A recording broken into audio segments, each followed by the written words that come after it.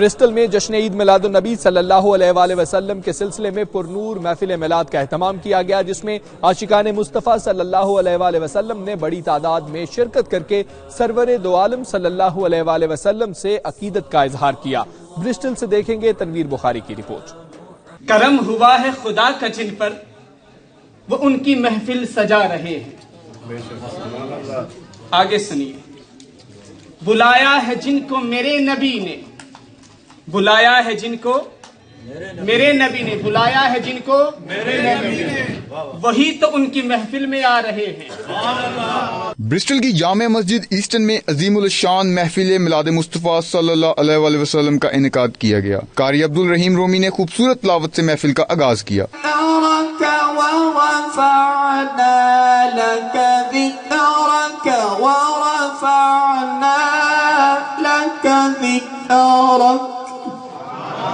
حافظ عبد القادر نشاہی اور محمد اویس اقبال نے خوبصورت نعت پیش کر کے حاضرین کا دل عشق رسول صلی اللہ علیہ وآلہ وسلم سے منور کر دیا۔ چلتا ہوں میں بقافلے والوں، رکو ذرا، چلتا ہوں میں بقافلے والوں، رکو ذرا، ملنے دو بس مجھے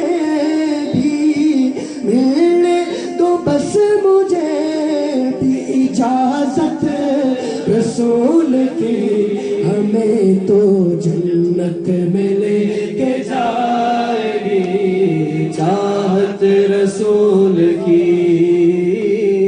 اس موقع پر علماء کرام نے کہا کہ نبی کریم صلی اللہ علیہ وآلہ وسلم کے ساتھ محبت ایمان کا جز ہے۔ دین اسلام امن، رواداری اور محبت کا درس دیتا ہے۔ کی محمد سے وفا تو نے تو ہم تیرے ہیں، یہ جہاں چیز ہے کیا لوح و قلم تیرے ہیں۔ عید میلاد النبی صلی اللہ علیہ وآلہ وسلم is a true message of love, peace, prosperity, cooperation, brotherhood, harmony for the entire universe, irrespective of their color, religion, race, caste, and our worldly and religious success depends only on completely following uswa hasana, as Quran says, laqad kana lakum fi rasulillahi uswatun hasana. He is the best role model. So we as followers of Prophet Muhammad, peace be upon him, should follow his valuable teachings for the prosperity and progress within the society. I wish you all very happy Eid Milad al-Nabi sallallahu alayhi wasallam. اسلام سختی سے نہیں بلکہ محبت سے پھیلا ہے۔ محفل میں علامہ قادری، محمد عرفان جلالی، علامہ حافظ امام محمد عاصم، مفتی فیض رسول اور امام سمیر رضا کے علاوہ کمیونٹی کی بڑی تعداد نے شرکت کی۔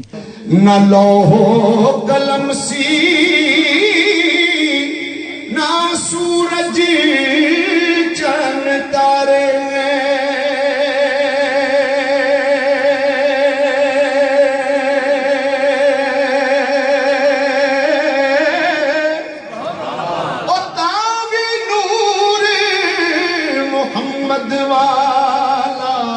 او دیندا سی چمکا۔